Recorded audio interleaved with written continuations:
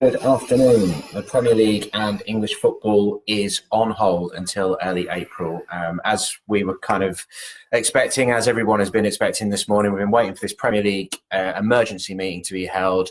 The results have now come out, and we're going to be with you for the next little while, however long you guys sort of want us for. As it is, we'll try and get through as many questions and answer, give a bit of reaction. We're saying amongst ourselves that we should sort of say at the start that obviously we're not health reporters, we're not health experts, we're not coronavirus experts. You're in the wrong place. Yeah. If you want a detailed WHO analysis. We're not going to tell you how to wash your hands. You need to go to the NHS website if you want to do that. You're not going to be short of that sort of stuff. But let me just kick off by reading the statement which has come out from Norwich City, following on swiftly from the Premier League statement. It's quite brief, and then I'll come to Paddy with you've got a little bit more detail, haven't you, and a little bit of reaction. So this is on the Norwich City website. Following an emergency meeting, shareholders have unanimously decided to suspend the Premier League with the intention of returning on April the 4th. The emergency shareholder meeting had been called after Arsenal confirmed their head coach Mikel Arteta had tested positive for coronavirus (COVID-19). As a result, the club's upcoming Premier League game against Southampton and FA Cup tie against Manchester United will not take place as scheduled. The club's scheduled under 23 and academy games have also been postponed. The health, safety and well-being of all staff, players and supporters continues to be the club's absolute priority. The club continue to be guided and advised by the Premier League, government and NHS with regards to next steps. Any further communication and updates will be issued by the club in due course. And that's kind of where we are at this moment in time, isn't it, Pat? It's indeed, mate, yeah. And having added to that, I've spoken to Norwich media and comms team, and they basically are very loath to add to that by putting too much detail. Obviously now there's a huge amount of questions. I've seen in the last hour things about FA Cup tickets. I think originally season ticket holders had until tomorrow afternoon 3 p.m. to sort of reserve their Manchester United ticket, which was scheduled to be a week Sunday. So all that type of scenario around tickets and where we move forward, and then obviously in the interim, next hour or so, we should have been heading down to Colney. Daniel Farker, usual pre-match press call, previewing Southampton. That's not going to take place. But there's obviously questions then around the welfare of the players. You know, we've seen, I've lost track now, how many clubs have announced their players have gone into self-isolation. So the whole player welfare is clearly a key issue. So there's a lot of questions. Norwich are well aware of that as a club, but I think they want to take their time over the next hour or two and just formulate some considered positions, and then hopefully as this day progresses we'll get a bit more detail on questions like FA Cup tickets, like what the players and Daniel Farker will do, you know, what they have been doing in the interim. I mean, we're obviously led up now to this point where the games have been suspended across English professional football, all competitions, but for the last week or two, you know, Daniel has had to answer questions, as all the other major leagues in Europe have taken this position. And you know, he said all along, very consistent, that not his area of expertise, but what they are is relying on the sports science, the medical staff, getting the best advice possible. Alex Tete did need some media in Norway, I think after the Tottenham Cup game, said, of course, you know, you've got to be very concerned about it. And ultimately, you know, things like playing behind closed doors, nobody wants it. I saw Ralph Hasenhüttl, the Saints manager, did his pre-match yesterday, when obviously prior to the way it's accelerated overnight, and he was saying, you know, doesn't want to play behind closed doors, but if that's how you get the competition finished, it's something you have to consider. But all the football people that I've seen any comments from about this have made it one very clear point. You know, Sean Dyche did his media yesterday, Chris Wilder, Sheffield United boss. Football is really immaterial. It's an incidental thing in the grand scheme of things. You know, this is a global pandemic. People are dying. We all saw Boris Johnson Downing Street press call yesterday. It's going to get worse before it gets better. And in the context of all of that, what difference does it make if there's no football for however long? But clearly, while it's suspended, there are going to be so many questions, and the length of suspension. And ultimately, it's worth reiterating before we get into, you know, taking a few questions, that in the here and now, where we are, all we can say with certainty is there will be no football in English professional leagues and all cup competitions, men and women's, until April the 4th, and that is the position. Anything else above that is conjecture at this stage. Yeah, as we stand, we are still working towards Norwich being back in action April 4th at Arsenal.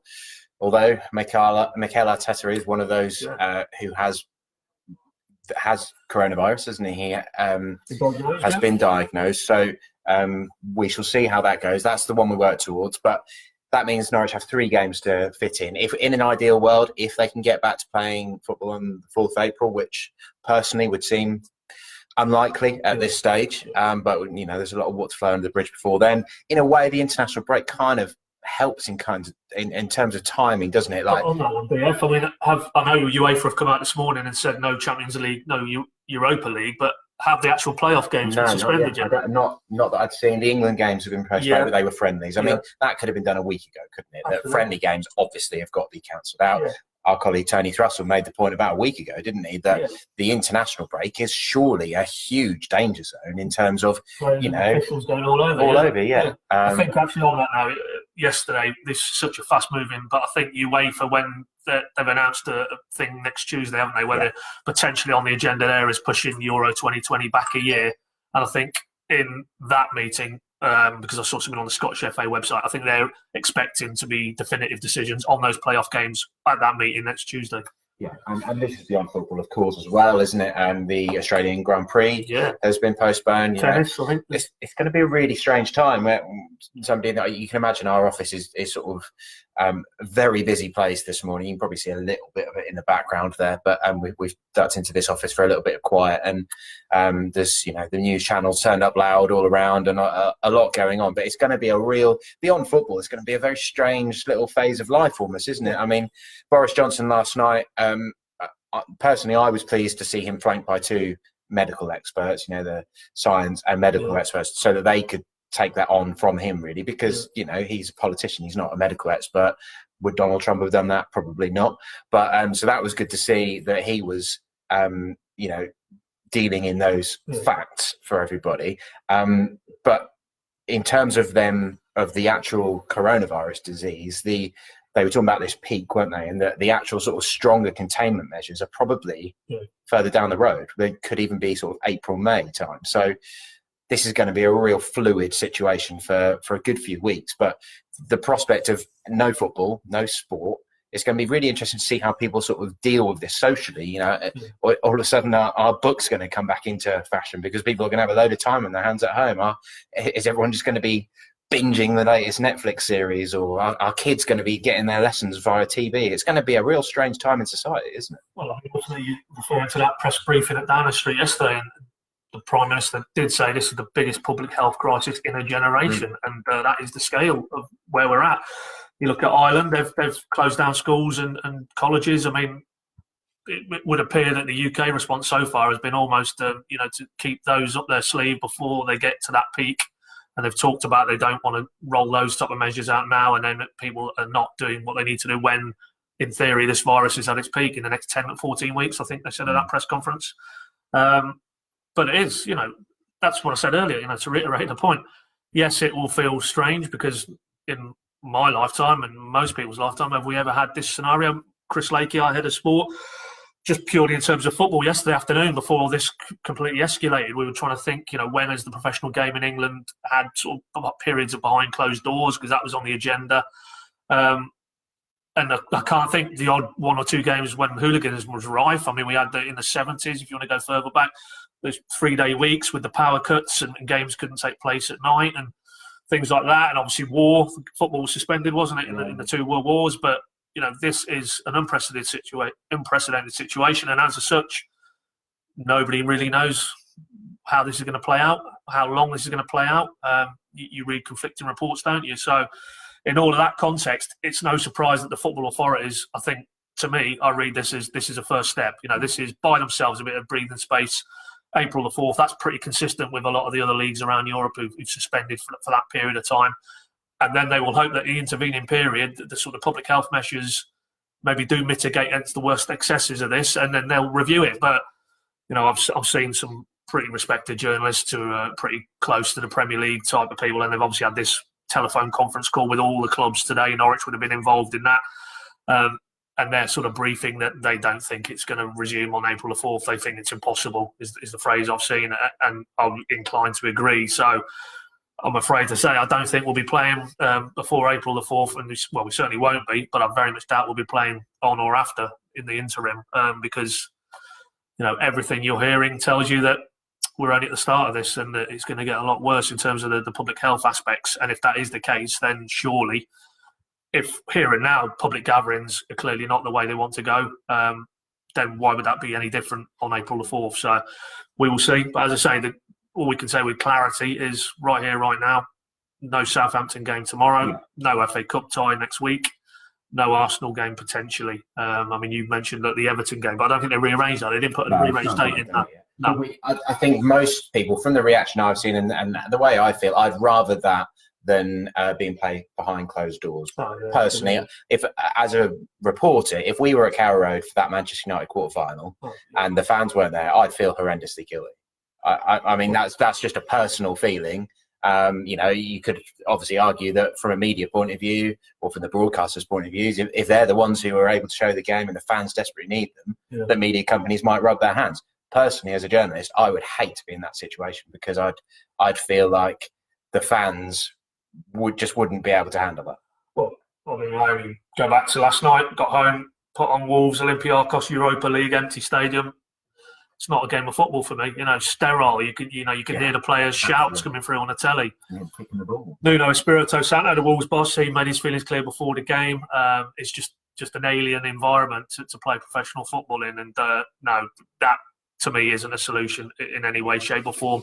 I think they've either got to suspend football or we wait until and if we can resume. And this is the great imponderable now, and hopefully people can just digest this news today and not look too much further forward. I'm sure there's a few questions about, because we've all seen some of the wilder scenarios and voiding the league or basically I've seen one and heard one on the radio driving in that if they can't play any more games, that they extrapolate the points average from the 30-odd games they've played so far and map that onto the remaining fixtures, and that's your final table. But, I mean, that's just pie in the sky kind of thing. But the reality is, if we're sat here on April the 4th and there's another suspension and it gets pushed into late May, June, July, then where do you go with the integrity of the competition? Because there's all sorts of scenarios about teams that have been not playing, yes, training and ticking over potentially. But can you then resume the league? Is that fair? What about the whole issue about promotion and relegation? It's, as I say, it's an unprecedented situation, and you'd like to think there's a little bit better leadership than we've had from the Premier League so far, because they've been very poor in the last 2 or 3 days. Reactive, sitting on their hands, it feels to me, from the outside looking in. And purely in a footballing context there, they need to be far better and far more proactive in what they're trying to do. I don't understand how they and the clubs don't already have plans in place for such a scenario, personally. But yes, of course, if all the symptoms sort of advice, you know where to go. It's not the Pinkham website, it's the NHS website. But on a personal example, my younger brother is disabled and he takes medication which is immune suppressed. So he is a season ticket holder at Carrow Road. He absolutely would not have been going to that game tomorrow because it's too risky. Equally, I do, as I'm sure we all do, have elderly grandparents, etc., who that is then a whole different thing. So the attendance, if the game would have gone ahead tomorrow, I'm sure would have been dropped. I would have been a bit nervous about attending it full stop. So I think this is the right decision. It had to be made. Of course, they will. That's just a personal example that I'm sure that everybody will be able to relate to. Will have their own type of one, won't they? They will know somebody, who's maybe having serious medical treatment who they would be worried about passing on. There's so much to consider. It's a complex situation. But it will be sorted out one way or the other, won't it, in terms of football, which feels insignificant in this sort of discussion. But let's go with a theoretical scenario that the Euros is postponed until next summer. You would have thought, if it comes to it, if you have to, instead of pre-season, finish off the Premier League in July, and then the players have had, obviously, a break, they could end up now not playing football for 3 months, potentially. We're talking theoretically, of course. You finish the season at that point, and then you've only got maybe a 2-week gap before the start of the season. I think, really, football will be sorted one way or the other, won't it? Oh, yeah, absolutely. As I say, very insignificant in the greater picture of what this country and the world is facing. But in that scenario, I think that's the key to it. And as I say, I think things will become a lot clearer post this meeting that UEFA are scheduled to hold with all their member associations next Tuesday. If the Euros is taken out of the equation, then there is that space over the summer to resolve the domestic matters. And I think that's probably how they would go. And they have to. I mean, a Euros in multiple countries as well, with all that would entail in terms of travel. And you see some countries in Europe now, much as Trump has issued travel bans from certain Schengen area countries in Europe. There's individual countries in Europe now. I know in the UK, people can't travel to the Czech Republic, I think, over the weekend onwards. Can you imagine trying to map all that onto a tournament, a pan-European tournament? So that, to me, is a non-starter. You take that out of the equation. And then if you do that, you do in that scenario, DF, yeah, I wouldn't disagree. You buy yourself time to respect the integrity of the competition, play to a finish. There are still issues around transfer markets and contracts of players. Not necessarily Norwich, because I don't think there's any senior boys who would be out of contract on June the 30th. But there will be other clubs in that scenario. And of course, then if you're a club as Norwich could be, you don't know which league you're going to be, and that impacts in terms of your budgets, your revenue streams. Very hard then, just if you're saying there's a shorter turnaround of 2 to 3 weeks. So huge amounts of practical scenarios to work through. But I think what is coming clear to me is I don't think there is a massive appetite to null and void this season, sadly, for Norwich fans who might think that might come to their rescue. I think it will get finished, and it's just a case of when. Well, there's plenty of that sort of dark humour around, isn't it? I mean, that's kind of a British attitude, isn't it? We all know this is a very serious situation. You know, lives are potentially at risk. People have already died from what is a serious situation. Despite, unfortunately, I think there was a bit of a spread of misinformation around social media, wasn't there, when this was first springing up? So I think there was a lot of doubt over the seriousness of coronavirus or COVID-19 as the actual virus is, that strain. So I think there's perhaps a lot of catching up in wider society as to what is the real fact, isn't there? But just for instance, Sarah Peck, our first comment that comes through here, with very much a smiling, winky face, can they suspend the whole season, please? Yeah. So in terms, that's a football joke, isn't it? It's not meant to be insensitive in terms of the overall situation. But I don't see how it's possible that the Premier League, EFL, etc. can void or cancel the season, because they would immediately be opening themselves up to legal challenges, wouldn't they? Yeah. If you were to relegate Norwich with 9 games, that say Norwich, Villa and Bournemouth, is that the bottom 3 at the moment? I can't think of the 18th team is. Yeah. Whoever it is, you relegate them, they're going to challenge it legally, aren't they? It's a complicated one. If you don't give Liverpool the title, they're going to challenge it. If Leeds and West Brom don't go up, and then that goes all the way down, doesn't it? You know, even down to Kings Lynn, Wroxham, that all has a knock-on effect all the way through. And as our colleague Connor Southall mentioned, you know, look at the hoops that had to be jumped through by the EFL with the Bury situation. That's one club going to the wall middle of the season, and A, the knock-on effects, B, the negative fallout from that, because again, another situation that was handled very poorly, and now you times that by 92 clubs. It's just I just don't see that as a viable alternative. So for me, it is, and you can be sure that the football authorities will be not even entertaining that idea. You know, there might be individual voices, maybe even individual clubs who would be happy to go that route, but I think the vast majority would feel, for all the reasons stated, the whole legal equation, the complex sort of nature of that you have to play these leagues to a conclusion. Okay, well, I've kept my phone on just in case we get any breaking news. That makes sense. Sadly, that's just my mate. So there you go. Yeah, I just got one from my mate who said, "Oh, you can have a few weeks off, Dave." That is very much not true. Funny enough. What's the plan, Paddy? You'll have to do jobs around the house instead of watching football, because that's what people think we do, Dave. That's part of the job. But that isn't the only bit of the job, sadly. As you can imagine, in reality, this is going to pose huge challenges for us. We've got lots of ideas already, and obviously it's going to take a real change of tact for us, because we don't have games to definitely build up to from this point on. We've got, sort of 4 weeks before the next Norwich game, essentially, haven't we? So, yeah, we have, haven't we? So pre-season, we shall see. But on what we were just talking about there, Craig Brooks. Oh, sorry, that's just loaded. Let me just push that one up again. Craig Brooks' comment was, "Can you see the season being abandoned? Let Liverpool win the league, but the teams in the drop zone stay, and the 2 teams from the Championship to come up next season." So that would be Leeds and West Brom as it stands. It will be a 22-team league, but with 5 teams able to go down, Would that be a more suitable approach? And of course, next season, FA Cup, all teams in the quarters resume from the quarters next season. I mean, the FA Cup element of that, I could see as more likely as that scenario, but I just cannot see that happening. Nothing like that. I don't see it's workable. It's kind of on the face of it, has some clever elements to it, but can you imagine the practicalities of that and the counter protests you get from clubs who fall the wrong side of, particularly was that suspending promotion and relegation this season, but maybe do it next season? That was putting 2 up, essentially, to expand the Premier League to 22 and then 5 go down. That wouldn't be 5 that go down, would it? Straight away, that's not going to go, because the Premier League is this 20-club cartel, if that's the right phrase, and they all have their individual share, and it will come straight down, as I'm afraid as a lot of these decisions will be, at heart it'll be the financial.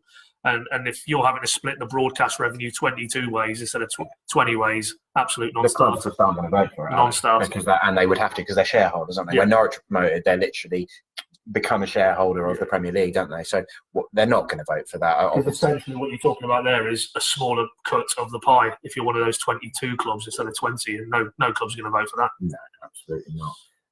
Liam Shulan, where's that one gone? This could be just what we need, get Tim Closer back. I mean, I see that. Somebody had tweeted, what we need is fully fit when he comes back, and they'll keep 9 clean sheets, but ambitious in both areas, I would suggest. Yeah, well, you know what Norwich is like. Somebody will fall over getting out of their car or something. There'll be some injury to come back to, won't there? As I say, dark humour. We've got to smile through these times, haven't we? It's not wartime or anything, but you can't underestimate the seriousness of the situation.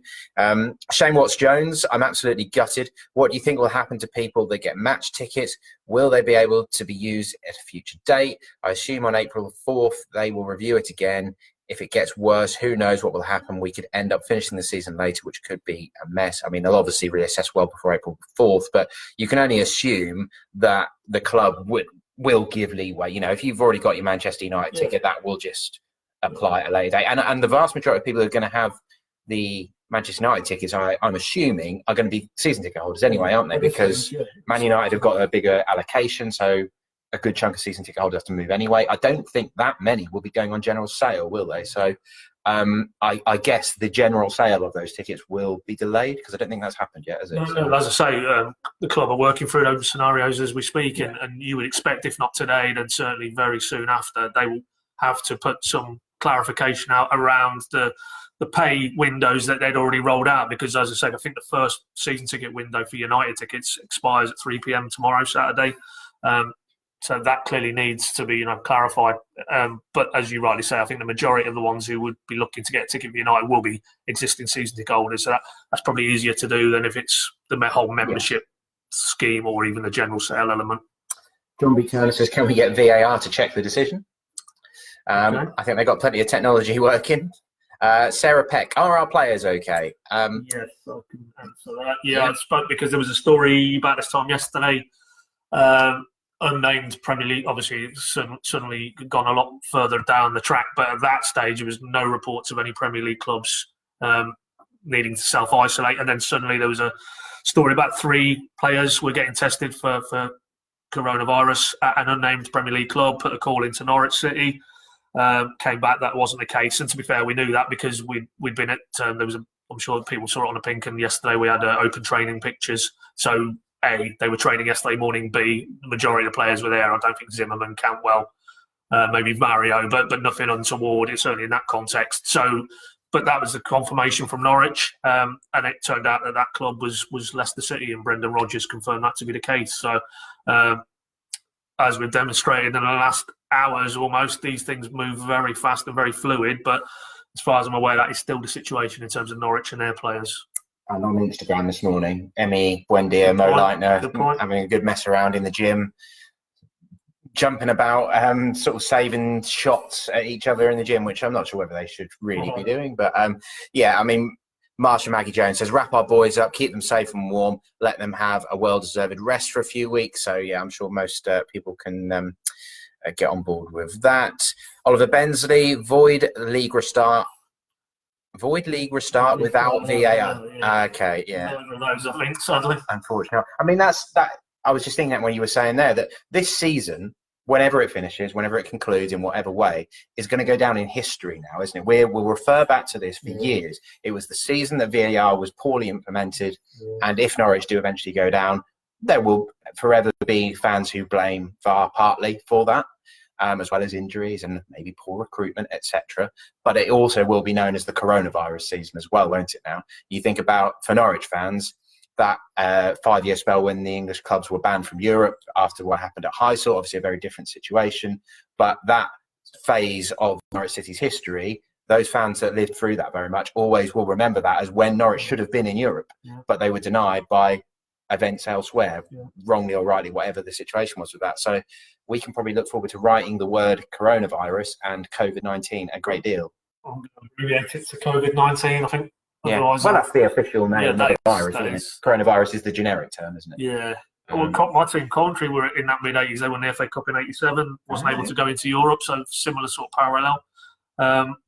Oh, yeah, absolutely, yeah. I mean, again, we're not joking or treating this in a flippant fashion, but can you imagine the Premier League years on Sky for this one? They'll need about 5 hours. Yeah, there's been plenty of drama, that's sure to say. Tony Kerrison, I'm pretty sure April 4th is no chance. It's not going to be at its worst till the end of June.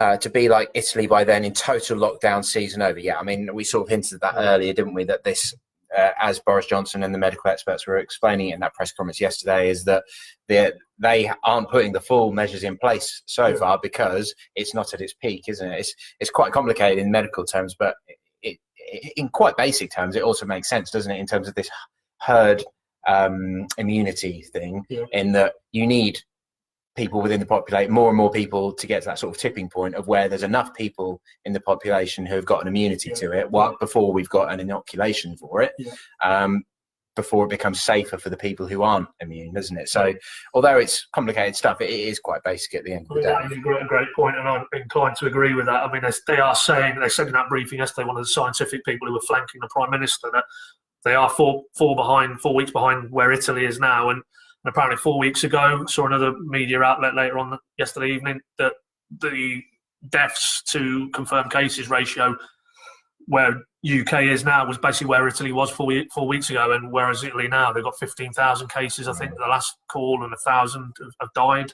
They tried to press on with football for a bit, though, didn't they? They went behind closed doors. And now everything is suspended, isn't it? So the reality is, obviously, between now and April the 4th, we will see whether these general measures that the UK government are all advising us to do, if they lessen the transmission rate or the death rate.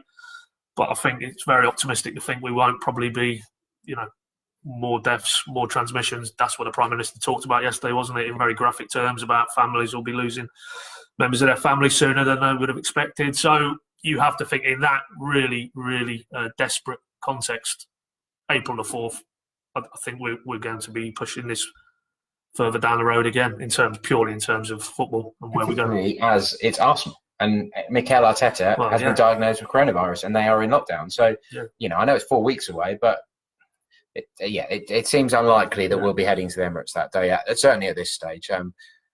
At some point, you would have thought. Simon Buckingham, we'll just get through a few. Loads of comments coming through. Yeah, you go for it. Sort of struggling to keep up with the amount of comments. Simon Buckingham, the concern is how this affects the financial state of clubs, especially lower leagues, and all related businesses which require the football-related income.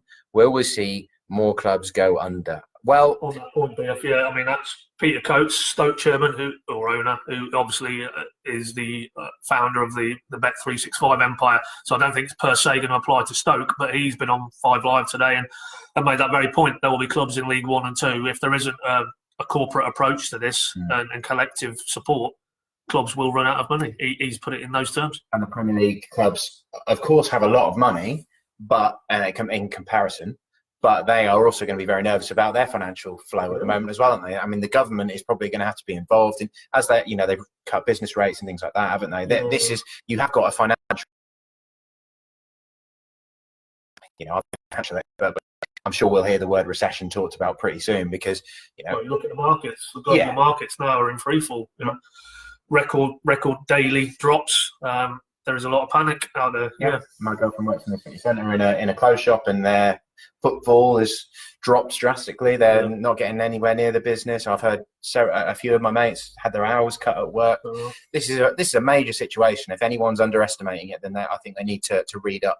As I said earlier, there was a lot of misinformation that went around social media at first, which I think has thrown people off the case a little bit. Marshall Maggie Jones, babies! !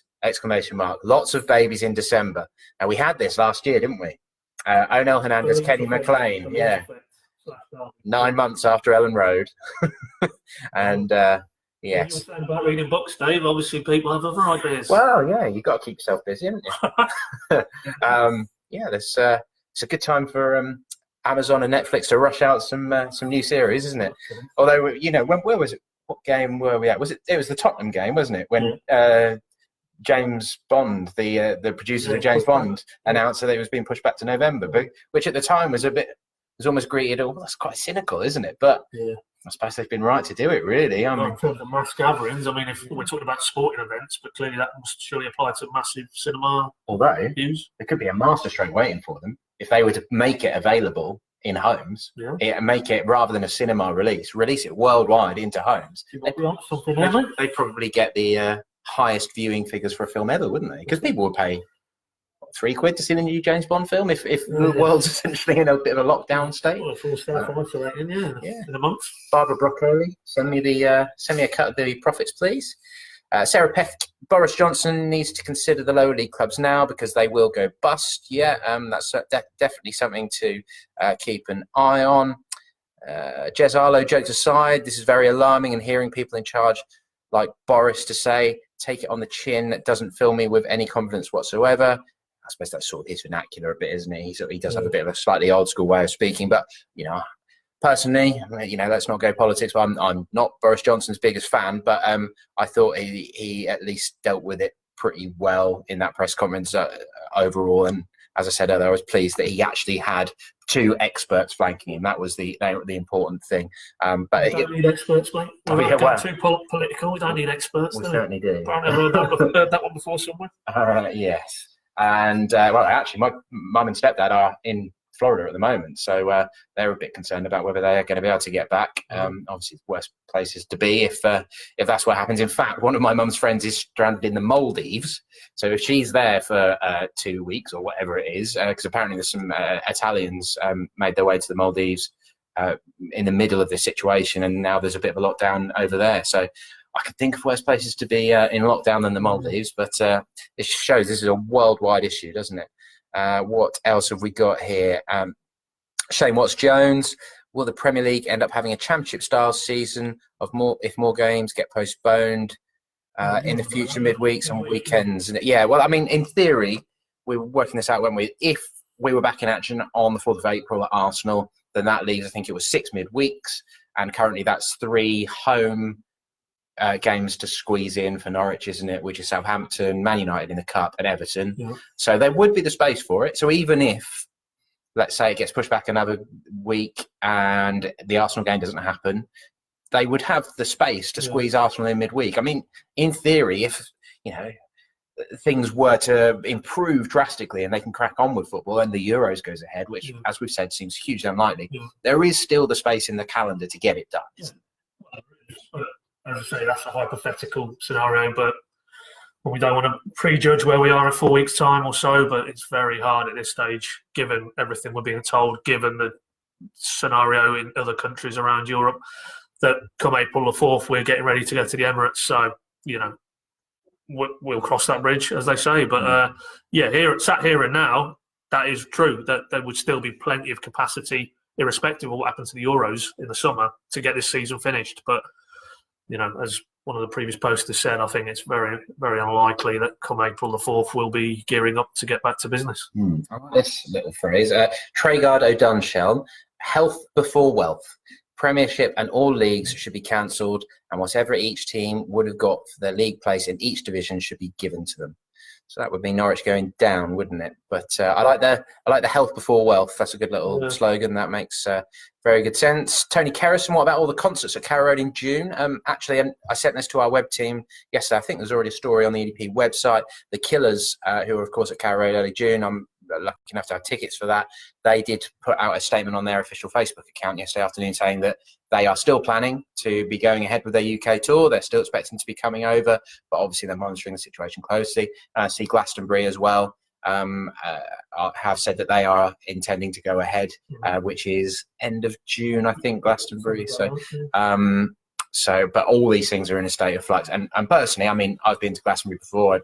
I would have liked to have been going again this year, didn't get tickets, but I'm not sure I'd want to be going to a festival where people can't really wash properly for 5 or 6 days. At least likely destinations I think I'd be going for. Yeah, I don't think that would be high on my agenda. So yeah, Carrow Road concerts is definitely something that's going to have to be considered. I'm not sure who else is lined up this summer, to be perfectly honest. I'm only really bothered about the Killers. It's probably Take That again, isn't it? Not really monitored or Boyzone. It might be Boyzone or Westlife. One of the two. One of the two. Not us. I won't be there. Sarah Peck, it's certainly going to affect the pubs who rely a lot on the football. Yeah, that's an interesting part of it, actually. One of the things that's been spoken about, I don't think officially by the government, I think it was in that leaked report that was in the Times, wasn't it? It was that pubs would also be shut if games were being streamed, because that's still a gathering of people, isn't it? And in quite tight places. And, you know, if people are having a few beers as well, then perhaps you sort of forget that you're not supposed to be shaking hands, you're not supposed to be hugging and celebrating a goal and things like that. So, again, a complex scenario. I'll just try and get through the last few. I'm not sure we're going to get through all of your comments, I'm afraid, because we're already running at over 35 minutes, and there have been there's been over 50, but I'll try and just plough through a few here, Pat, if you bear with me. Might have to take it in turns, actually. James Kerwin, I have a question for you guys. Sorry to ignore the talk of virus, but I feel there is enough of that. Does Daniel and the squad use the break to help themselves? Zonal marking an issue all season, that this break has to allow the change. Closer fit as well. Back three suddenly a real option. Thoughts? Yeah, I mean, putting it into football context, you can see the point, but it's difficult to be planning for something when you don't know when you're going to be playing football, isn't it? No, just specifically with Tim Close. I mean, Daniel said this was going to be obviously we would have hoped to get an update in an hour or so well, in fact, 30 minutes from now, we should have been sat at Colney awaiting Daniel, and we'd have asked him about Tim Close, because this was supposed to be his first full week in training. We saw the pictures yesterday from the open training, so he clearly was part of it. But that said, Daniel was very clear that it would be after the upcoming international break before we saw him, and you would imagine intervening period of that to get some football into him, development type football behind closed doors. So even in a hypothetical scenario of April the 4th, we're back and we're ready to go again. I don't think Tim Close would necessarily be considered for the first team that early. So no, I don't see. I mean, you could play the three now with Hanley, Zimmerman, and Godfrey, couldn't you, if you wanted to go that route? I mean, we probably would have needed an under 23 game at least, wouldn't he? And they are all obviously cancelled as well. Exactly. Yeah. I mean, we saw wrong about it, and a few people have done this week. You know, we saw a degree of flexibility and reinvention from Daniel at Sheffield United, so I wouldn't have completely ruled it out. And I know he clearly wanted to play the three, going right back to the summer. I remember after the Schalke game in pre-season out in Germany, speaking to him, and he said, yeah, that might be an option, because he felt they needed to have that variety to try and bridge the gap to the Premier League teams, keep them a little bit off balance. Injuries then intervened, wasn't able to do that. So it's certainly something he would like to do, but in the context of assuming we get back to business and there's 9 games left to play, I'm not sure he will go that radical and start with threes. Maybe within games, he might look to change it. I think he did that at Wolves, if I recall, recently. Ended up with finishing with a 3 defensively. I think that's probably going to go on for next season now, depending on what league or what personnel they've got available. But it's certainly, in terms of, would Daniel Farkeron play a defensive 3? Yes, he would. Yeah, absolutely. And we saw it in the Championship as well, didn't we? We did. Tom Bibby, why would we want the season suspended? First FA Cup quarter-final since '92. Would hate for the season to be scrapped. I'm with you there, Tom. I like the sentiment. Ian Stoker, came from the USA to watch a couple of games, but now we'll return without going to watch one. That is rubbish. Sorry to hear that, Ian Stoker. And as I was reading that, I've got a feeling that the chaps, or one of the chaps from the Canaries Down Under group, is supposed to be coming over in the next couple of weeks as well. And because he dropped me an email and was interested in sort of appearing in one of our videos. Yeah. So, will you be able to fly to England? Because Australia are really hot on it, aren't they? Yeah. Tom Hanks has been diagnosed with coronavirus while he's over there because their testing has been very thorough. And equally, not going to be any games. So I might have got the schedule wrong there. What else have we got here? Lee Woodrow, I expect the Euros to be postponed until 2021, which opens up space in the calendar to finish the season. Could be a very short summer break. Yeah, the knock-on of that is the World Cup, isn't it, in Qatar, which is due to start in November of next year. Right. November of 2022, the following year. So, but in terms of the domestic calendars, that does present a problem, And just in terms of the amount of rest, as Jurgen Klopp has been quite strong on and fair on, the top players really aren't getting much rest. I remember when we were building up to Anfield on the opening night, Mo Salah had like 2 weeks. Sadio Mane came from the African Cup of Nations, got to the final with Senegal, I think, and I think he literally only got back into team training 2 or 3 days before the Norwich game. It's ridiculous. Dan Mayhew maybe have a relegation versus promotion playoff before next season, like they do in the Dutch system anyway. I think that happens. So how would that work? Would that be the 3 current bottom teams and however many from the Championship? I guess so. You couldn't just have one game, could you? Because who would unless you? Yeah, I don't see you being able to force that on teams at this point. No. They do exist, don't they? Scotland, I think, does something like that, and Germany. Way back, I think before we settled on the playoff system as we have now in England, I remember Charlton and Leeds, I think, 1 year, and it was very much that. It was one team from the top flight, one team from, as is now, the Championship. They played off for promotion, But clearly they moved away from that, so I wouldn't see them going back to that necessarily. And Brian Cornwell, similar point. Have a playoff top and bottom in all divisions. Norwich, Leeds, ex-Liverpool. Etc. Sorry, I think that's supposed to mean Liverpool, Man City. Can't give Liverpool the title at the Mo. City mathematically can still catch them. If it comes to it, Liverpool should absolutely be given the title. They have won it. They are the best team, and anybody taking joy in Liverpool not winning the title, I think that's a bit sad, to be honest, because they are absolutely the right winners. Dan Mayhew, I was going to watch 2 Dutch football games on the 21st and 22nd, so already been messed around. Okay, there's going to be a lot of this sort of thing, isn't there? Particularly people who've got trips booked. Sarah Peck, will the Football League give the lower league support as they will suffer the most? Yeah, we sort of covered that a bit earlier, didn't we? Dan Mayhew, it's the class of virus, not the generic name. Yeah, COVID-19 is the class of virus. Coronavirus is the generic name for the type of bracket it fits into, I think, isn't it, in terms of that type of flu. Again, we're not health experts, so we won't give you that as gospel. And I think we're probably going to have to leave it there, aren't we? I'm sorry if we don't get through them all. James Coleman, it will go down as the season when Liverpool would have won, but ... Sue Cassidy, hoping grassroots isn't also suspended. Bad enough my boy's going to go mad. The Premier League, if it's the Durham Saints don't play for 3 weeks, he's going to have a meltdown, right? I see what you mean. Yeah, esports may get a bit of a rise. You never know. Maybe we'll have an esports match of the day on Saturdays for the next few weeks. We'll have to form a Pinkham team. Well, before we come in here, just on slightly higher up the non-league pecking order, but Kings Lynn, we're obviously going for promotion to the National League now. I think there was going to be a meeting of the National League, but as we started this, that game was still on. So, if you're looking for a local football fix tomorrow, obviously clearly check the relevant websites and what have you.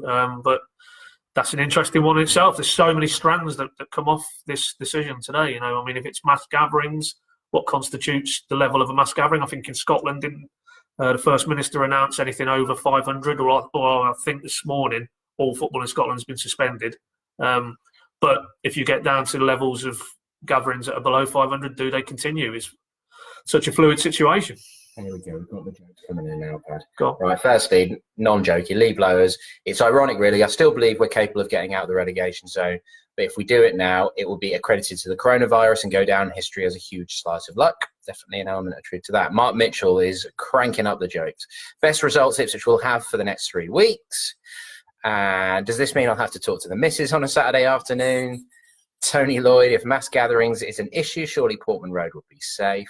Sarah Peck, on a lighter note, I'm glad I went to Disneyland Paris last week. Well, make sure you're checking out the health guidelines if you've been overseas. Michael Starr, good news for Closer and Hernandez. Will we see the final games with a complete squad? Byram as well, also into that bracket. I think it would we'd have to be talking about games being played in June for Byram and Hernandez to be in the mix, wouldn't we? So we shall see. Ben Chilvers, end season, promote the Championship top 2, no Prem relegation, start new season with 5 to relegate. Yeah, we covered that earlier. That seems to have sort of, that seems to have spread on Twitter, doesn't it? That idea as a possible basis. I'm presuming this is the Darren Huckabee. If it is, hello Hucks. Finish the season now with a laughing emoji face. Start again next season. Well, there's plenty of theories floating around, aren't there? Shane Watts-Jones, more F1 postponed. So that may have dropped while we've been recording because it's been about 3 hours now. Robin Flood, right decision, didn't even need VAR. Martin Power, thanks guys, look after yourselves too. Thank you, Martin. The same to all you guys. I hope you're being careful. Make sure you're washing your hands. And I saw a great video. There's Gloria Gaynor on Instagram. Yeah. I Will Survive, showing you how to do your. I'd rather do that than sing the national anthem. Or happy birthday twice, whoever it is. And I think that is just about it. Shane Watts-Jones, it's going to be so hard to adjust having no football for a while. That seems a good point to leave it on.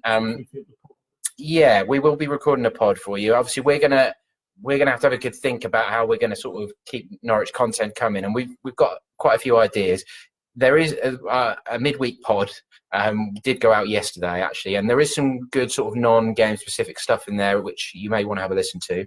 We introduced a new element called the Pink and Poser, which was asking if you could relive one Norwich City game that you'd attended in your life, other than the 2015 Wembley playoff final. Which would you choose to relive? If you could time travel, if you'd go back and relive that night as it unfolded. We're looking for your answers. So do get in touch with any of your suggestions. We've had a few, so we'll save them for our next midweek pod. But the one I offered up was the 4-4 against Middlesbrough in 2005, because I stupidly left at 4-1 down because I had to get to work. Always been a bit of a regret. So that's the sort of thing we'll probably be looking at, isn't it, in terms of sort of what we would call timeless, off-diary stuff, features. Yeah, by all means, do get in contact, because we could have a bit of a job on our hands. But I think we could almost take it as an opportunity, couldn't we? Snail racing, darts. If you know a good darts team, yeah, maybe we'll have to go out and actually take on teams ourselves. But I think there is it could potentially be something that we can work in sort of an unusual way, that we can maybe look back on things that we've not had the opportunity to look back on for a long while. Some nice long read features pieces. But as I say, we'll keep you up to date as much as we can, and we are planning another pod this afternoon. The EP website and the Evening News website is probably the best place to be keeping up to date with everything in terms of coronavirus. I still don't think we actually have a case in Norfolk, do we? Unless I've missed it while we've been sort of focused on the football. I've still not seen that there's a confirmed case in Norfolk. So as I say, edp24.co.uk and eveningnews24.co.uk. They are your places for the health stuff. We will obviously keep you up to date with as much as we can from Norwich City. I'm sure they're working away trying to get as much information available to you guys as they can. So we'll go over that as soon as we can. But for now, thank you very much for joining us. I hope that was worthwhile and informative to some degree. As we said at the start, we're not health experts. We can't help you out too much in terms of that stuff, but a little bit of entertainment, a little bit of information, and a little bit of football chat, which I'm sure we're going to miss at points in the next few weeks. So thank you very much for joining us. We will catch up with you guys very soon. Cheers.